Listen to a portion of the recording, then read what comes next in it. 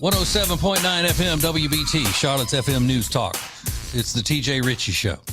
Still don't have our little fancy slamming introductions and all of that stuff since we changed over to the FM thing and the name of the station changed.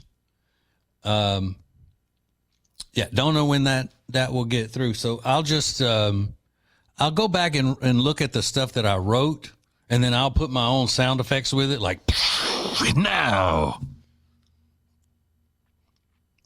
He's the realest talk show host in America. TJ Ritchie.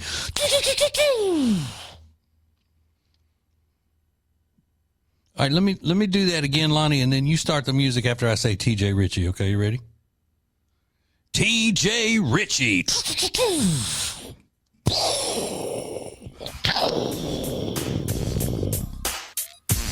There we go. That'll work just fine.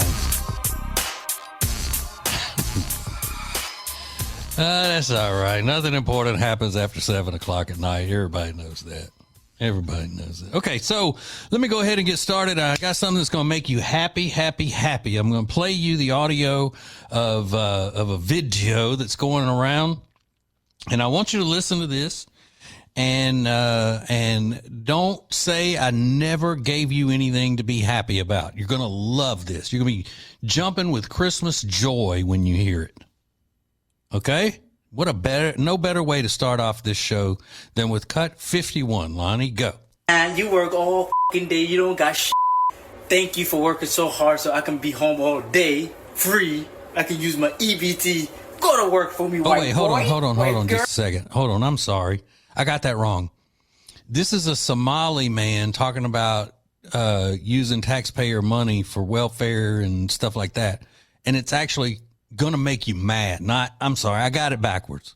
It's not going to make you happy with joy. It's going to make you mad. Okay, now start it from the beginning, please. My bad, my screw up. Somali man talking about taxpayers, specifically white taxpayers. Go. And you work all fucking day. You don't got shit. Thank you for working so hard so I can be home all day, free. I can use my EBT. Go to work for me, white boy, white girl. Yeah. Go to work for me, you fucking white animals. Fucking work for me. Yeah, you fucking work for me. And the U.S. government they work for me. All of you work for me. Now go to work. Pay them taxes. Take care of me and my people. All right? This is my land. I control this place. This is my reality. You all gonna be enchained. I'm gonna lock all you guys up if you don't pay your taxes.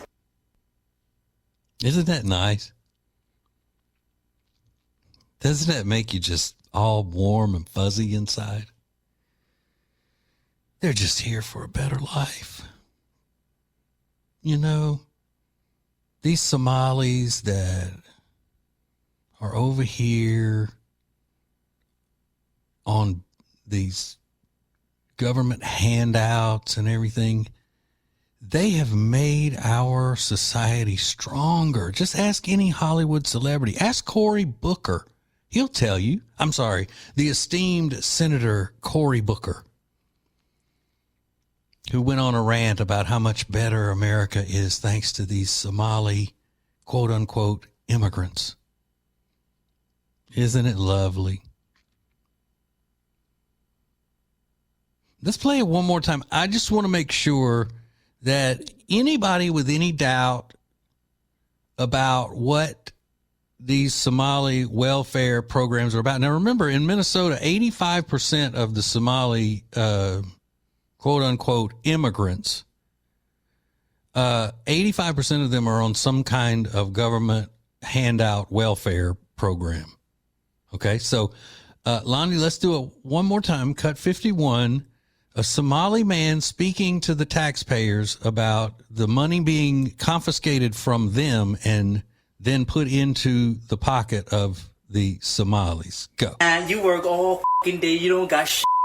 Thank you for working so hard so I can be home all day, free. I can use my EBT. Go to work for me, white boy, white girl. Yeah. Go to work for me, you white animals. Work for me. Yeah, you work for me. And the U.S. government they work for me. All of you work for me. Now go to work. Pay them taxes. Take care of me and my people. All right? This is my land. I control this place. This is my reality. You all gonna be enchained. I'm gonna lock all you guys up if you don't pay your taxes. Now, there is a reason why all of this, Somali takeover of these cities and everything are not happening in rural southern cities. Can you imagine? Or is it that Jason Aldean's song caused so much controversy? Try that in a small town. Yeah, try that in a small southern town. Let's see. Or just not say that into a video camera, into your phone, and put it on social media. Say it to someone's face who may not like it. One-on-one, you and them. How about that?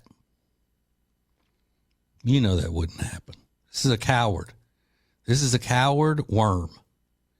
Cowardly worm who just wants to rage bait on social media. And it works. Because,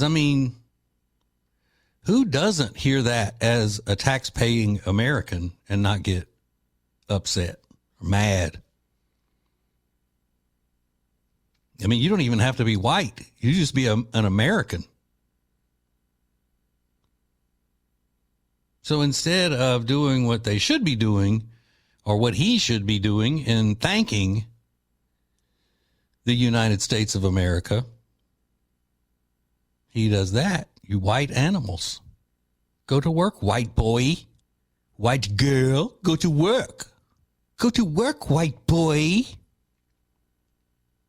Well, now. You know how when somebody does something, like a lot of people that came out and they were being nasty about, celebrating the assassination of Charlie Kirk, and people found out who they were and then posted their names and all of that, and they got fired and the whole thing.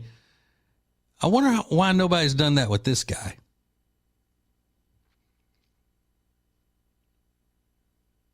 They should.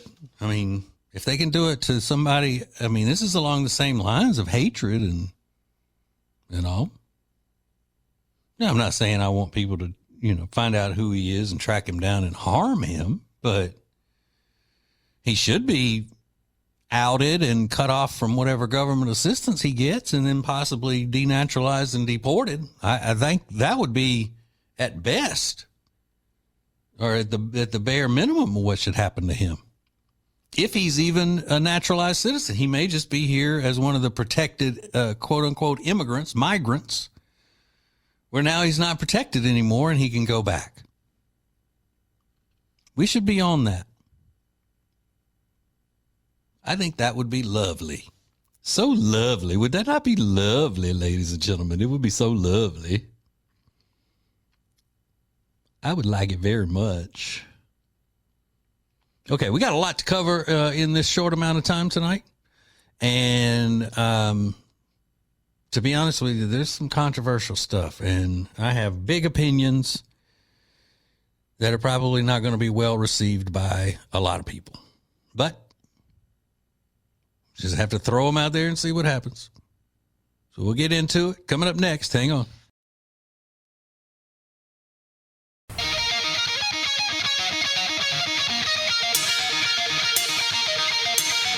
Now, back to the TJ Ritchie Show. Here he is, the green-eyed patriot, TJ Ritchie, on Charlotte's FM News Talk, 107.9 WBT. All right. You can leave that up for a second. I don't have much else to say. Nothing important, really, Lonnie. Woo. Doing double duty here tonight as big voice guy, intro man, and production element guy. Doing all of that. And hosting. Woo. Man of many talents. That's what I am. 704-570-1110. I'm sorry. No, it's not. 704-570-1079. That is the number. 704-570-1079. You can call or text. Thanks to Liberty Buick GMC. Okay, I'm going to talk about sports for a minute. Yeah, I know about sports. But sports as in football. There are two important sports in our country. One is football. The other is baseball. Everything else is, side dishes as far as I'm concerned. They're just side dishes to the main entrees of sports, football and baseball. Now, a lot has happened this past week and weekend that fits into a cultural discussion for us. First of all, the calling out of retirement, Philip Rivers. Philip Rivers has been retired almost 5 years, and they asked him if he would come out of retirement to play for the Indianapolis Colts because their quarterbacks are hurt. He came in packing on the pounds, looking like a dad who's, just been hanging out with his kids for 5 years, which is what he's done. So he comes in and he does pretty well, throws a touchdown pass. They barely lost to a great team yesterday, the Seahawks. And of course, there's controversy because they didn't call Cap to give Cap a chance. And we talked about this last week. Cap being Colin Kaepernick, the disgusting Colin Kaepernick, the racist Colin Kaepernick. And he in my opinion, wouldn't have wanted the job anyway because he doesn't want to play in the NFL anymore because he would be proven to not be so great. And it's a lot easier for him to say, nobody will give me a chance. So he can go on with his activism that pays him a lot of money and, gets him attention and all that. Activism being hating on white people, calling the country racist, so forth and so on. Basically being a in my opinion, a Marxist foot soldier. Because, we went through this, but I'll just quickly go through it again. Before he left the NFL, he was made an offer to stay in the NFL. He didn't think it was a good enough offer, so he turned it down and then started complaining that nobody wanted to hire him because they're racist, because he brought attention to the racism in the country and in the NFL and in the police departments and so forth and so on. He'd been wanting a shot at the NFL, wanting to come back. They set up a tryout for him. He changed the details of the tryout at the last minute. So some scouts didn't know where to find him. He changed venue. He did all this stuff to sabotage his own tryout, I think, because he didn't want any of it. But then, of course, once this Philip Rivers thing happened, who had to make it about himself? And that would be our own Cameron Newton. Cameron Newton. I think I saw a thing that said he felt like it was a slap in his face, Cameron Newton, because they didn't call him. Oh. Okay. And people are talking about Philip Rivers like they just went and got some fat guy to come out and play quarterback in the NFL while overlooking these great NFL former greats. Philip Rivers is only 5 years removed from being an elite quarterback in NFL history. He was just a short time away from probably being put into the NFL Hall of Fame. Philip Rivers was the man. He was great. So, calling him back as one of the greats in the NFL after 5 years and saying, hey, we need you to learn an offense quickly and be able to read it and throw the ball, I would have chosen him over Colin Kaepernick any day. Phillip Rivers, on his worst day in the NFL, was better than Colin Kaepernick's best day. And didn't Cameron Newton already come out of retirement? Didn't he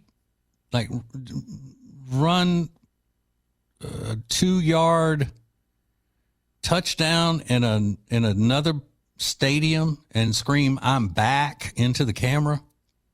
That was embarrassing and cringy. Who would want to deal with that? I don't know.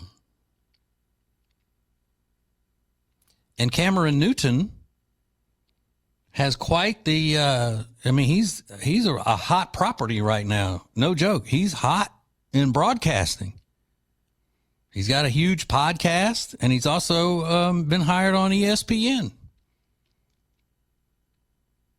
So why would they even go to him? He's busy. But comparing Phillip Rivers' ability to Colin Kaepernick's and saying that they passed over Colin Kaepernick to get, I would listen. At this point in their careers, Phillip Rivers would be a better quarterback than Colin Kaepernick if he were in a wheelchair. And that's no joke. The man is fantastic. He's always been an unbelievable quarterback. Tough, the whole thing. And then they had the Heisman Award this weekend. A nice fellow with a good family. Seemed like he's got good upbringings and all.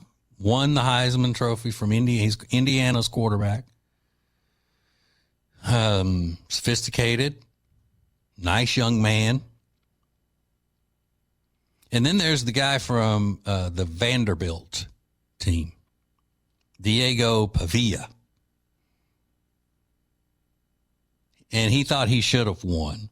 He's one of these where he thinks he's way better than he is. He is a good quarterback, and he's scrappy and all of that, but he thinks he's way better than he is. He believes the hype around him, you know. But he didn't win, so he posted on social media, blank the Heisman voters, and then he also posted or things were posted with him partying afterwards with a flashing sign that said blank Indiana or blank the Hoosiers or something like that.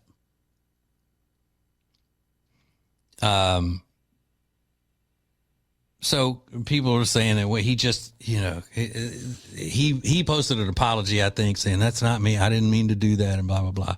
And then everybody else saying, how did this happen and why would he do that? And all. I'll tell you why he does it, because he's trashy and he's from a trashy family. He doesn't know how to act. He has no manners. He hasn't been raised properly, obviously. His brother getting arrested after a game, constantly acting a fool in the stands, just trashy. And I don't think there's a better way to describe it. I mean, he and his family act trashy. And that's what he did when he didn't win the Heisman.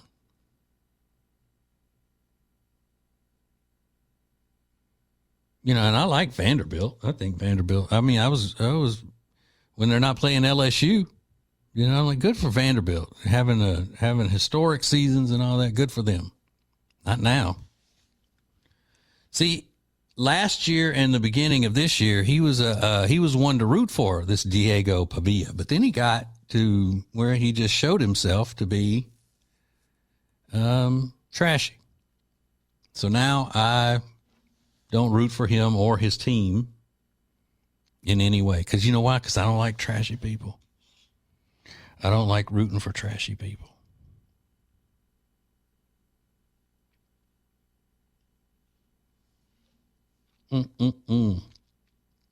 So, what's up, Glenn? I just got a message from my friend Glenn that's listening. He's a Seahawks fan, so I'm sure he was watching the Phillip Rivers performance yesterday. Okay. You know what? I may be at a point where, as old and fat as I am, I might be able to do better than Colin Kaepernick at this point, and I've never even played quarterback. But I was a highly decorated wide receiver and free safety at Winfield Senior High School. Don't you dare doubt that. Winfield Tigers going to jump out the bushes and grab you. That's what's going to happen if you're not careful. We're the best from here to heaven because we're the seniors at 87. Get it, get it, get it. Okay. There's also a lot of other sports things that I might want to get into about this Michigan coach, and then the way that the Gen Z women are acting over hockey players now. I could do the rest of the show on sports. Maybe I will. I guess we'll just all have to find out. Coming up next. Hang on.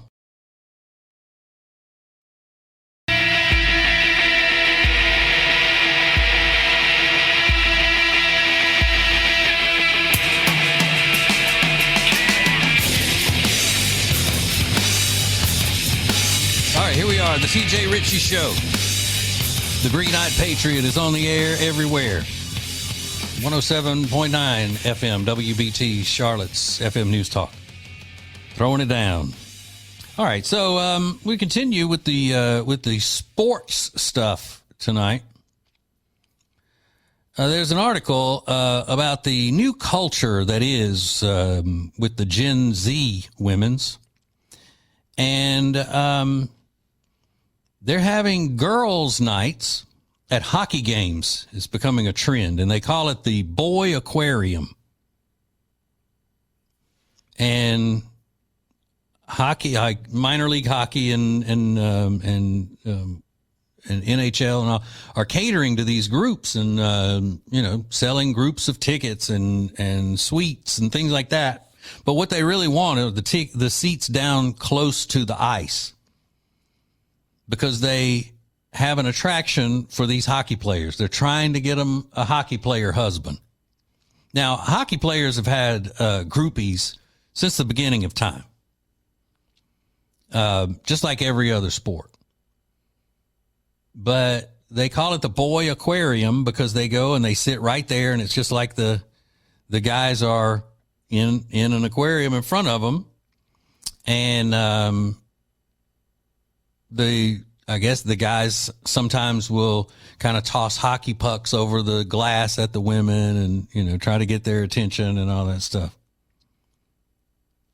And they're talking about how this is so surprising. But it's really not. Because young women now are desperately seeking masculine men. Why? Because our liberal world, our leftist Marxist world in which we live, has been teaching these women since they were little girls that masculinity is toxic. So they've been, transforming men into these little mousy boys these effeminate, even if they're not gay, sometimes you think, is he gay? Is he not? Is he gay? I don't know. Is he gay? He's clearly gay. You could see that. Because the boys growing up have been taught not to be mad. They've been taught to go against their natural instincts of masculinity.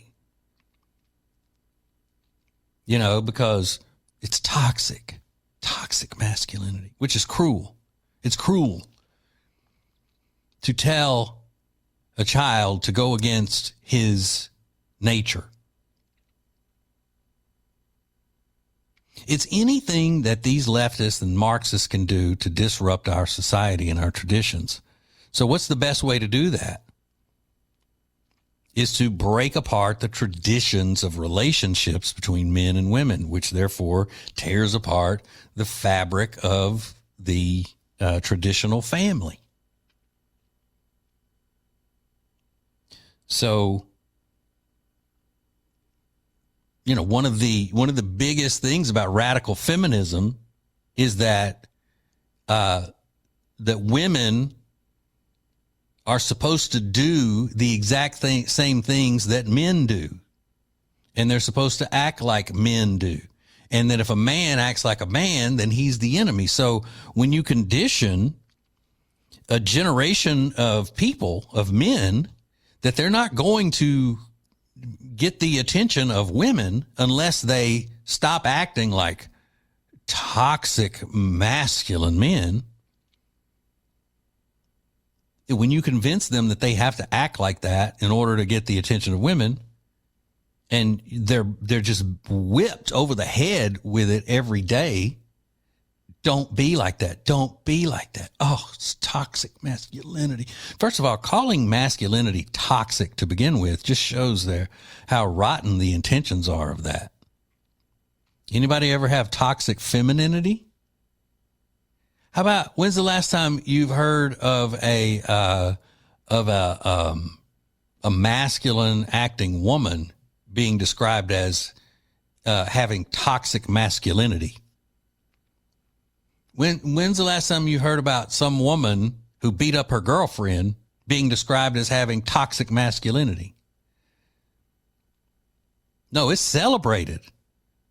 Let's say you have a lesbian couple, and one member of the lesbian couple is way more masculine than the other, and they get into a skirmish, and the masculine one beats up the feminine one. Sure, you'll get people talking about how bad it is and that's wrong and so forth and so on, but they would never describe a woman as having any type of toxic trait, toxic masculinity on a woman. No, because women are not the enemy. Especially lesbian women are not the enemy of the leftist social engineering plan. No.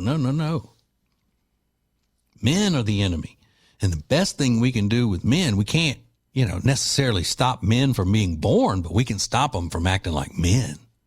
Oh, so then you got these women that come along and they don't want some, feminine, mousy boy as a man, as their provider, as their protector and all that. They still want those things because women are made to want those things.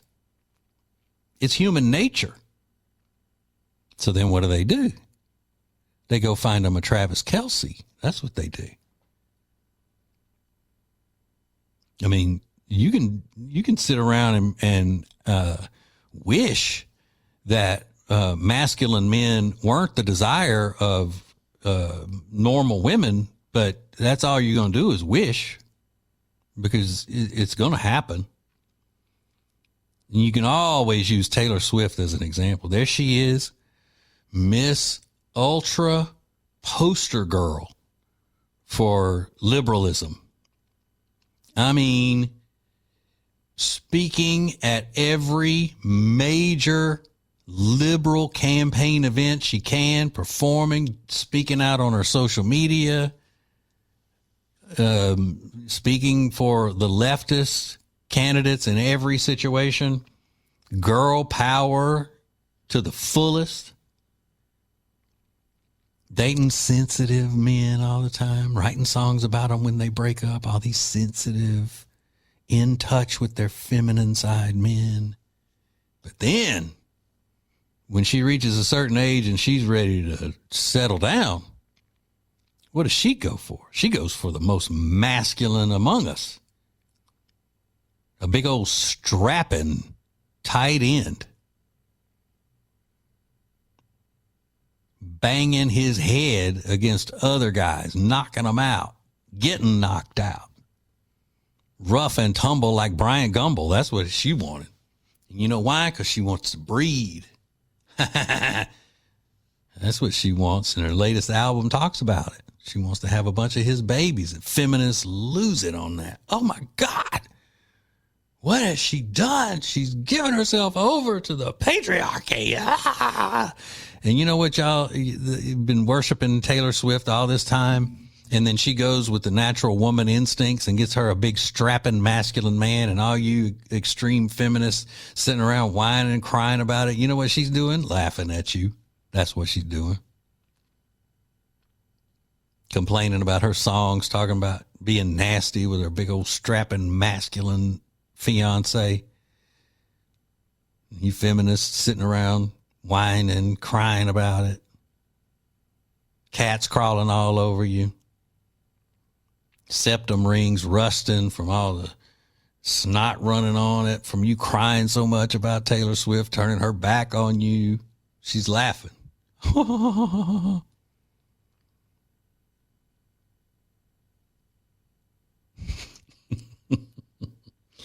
And remember, I'm running late for this into this segment, but this is the perfect time to remind you my philosophy. Nobody likes a feminist, not even other feminists. All right, we got more coming up. Hang on.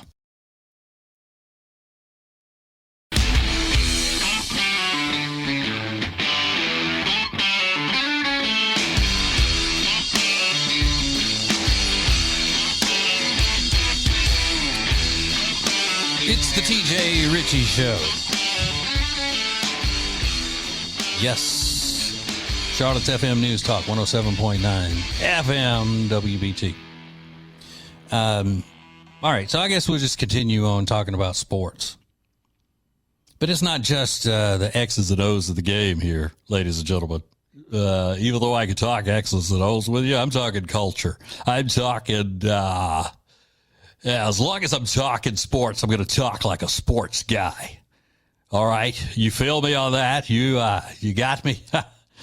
All right, so talking sports here, and we got to talk about Michigan's coach, former coach, I must say, Sharon Moore.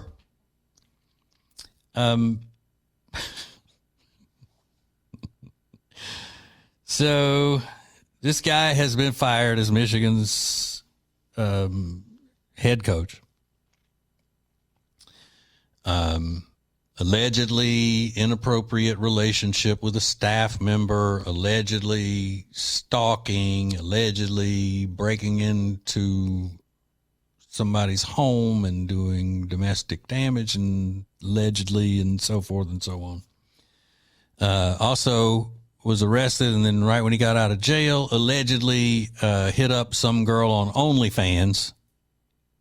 So if that's true, then he has a psychological problem that he needs to deal with. But evidently, and I say evidently because I don't keep up with the things that this guy talks about. There's a sports commentator. He's from my home state of Louisiana, and he played at LSU. But he is race baiter #1 in sports. He's the Al Sharpton of sports. His name's Ryan Clark. And if there is a racial issue to be made out of something, Ryan Clark will make it. He's a magician when it comes to that. And I think that's why that's his job description at ESPN. I think they send him out there and say, find a racial issue in everything. That's what we pay you for. So evidently he made a comment that Sharon Moore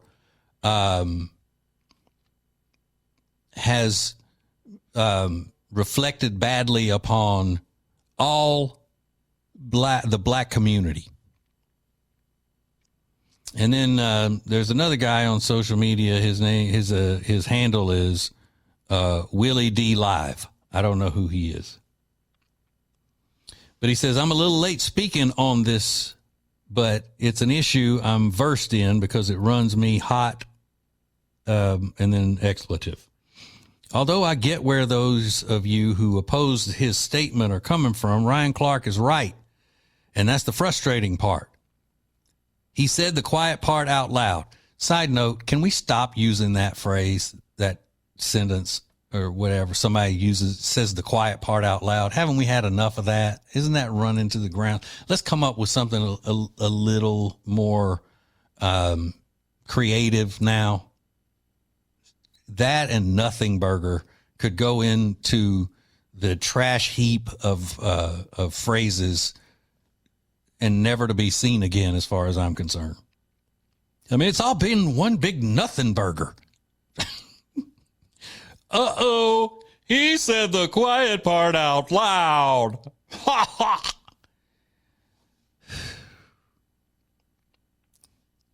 Anyway, in this country, when a black coach stumbles, it doesn't stay individual. It gets stretched into a referendum. Sharon Brown, I keep calling him Sharon Brown because I'm thinking about Jason Brown. Sharon Moore isn't just judged as Sharon Moore. His situation at Michigan becomes a measuring stick for every black coach who comes after him or is already in the room. That's not right, but that's how these blanks do us. The people who think this way are narrow-minded. They don't see individuals. They see categories. Other groups get the luxury of being evaluated on their own resume, their own decisions, their own mistakes. One white dude kills 30 people and he's a lone wolf. One black man kills one person and they call an emergency meeting to vote on a new law aimed at punishing all blacks. See, he's using straw men here. None of that happens. He's a damn lie. Tell him I said it. He's a damn lie. None of that happens. Conversely, one white coach messes up and it's a quote unquote bad hire or a quote unquote unique situation. One black coach messes up and suddenly it's, see, this is why nobody has said this is why you don't hire black coach. Sharon Moore is why you don't hire black coaches. Not a damn person has said that. You're making that up. You're building straw men. You're just trying to have something to say. That double standard has been around forever. It's rooted in bias, not logic, and it ignores the fact that no group is a monolith. And then he goes on and on with a bunch of other straw men and saying, why can't black folks be judged as individuals? Let me tell you something. Do you not understand this, or are you just ignoring the fact? Conservatives and Republicans want nothing more than everybody to be judged as individuals. It's the Democrat Party and the liberals and leftists and Marxists that want to judge everybody as a group. Everybody that is in the leadership of the black community does everything and speaks on everything as a group in the black community. That's why there's that term, black community. Sure. Ask that question about Mighty Whitey, why they don't judge individuals, but keep it in the Democrat Party. That question belongs squarely in the Democrat Party with Whitey and with all of the so-called black leaders of the Democrat Party. So don't come acting like white people are running around being all racist about this guy. This guy has mental issues, obviously, apparently, and he blew it.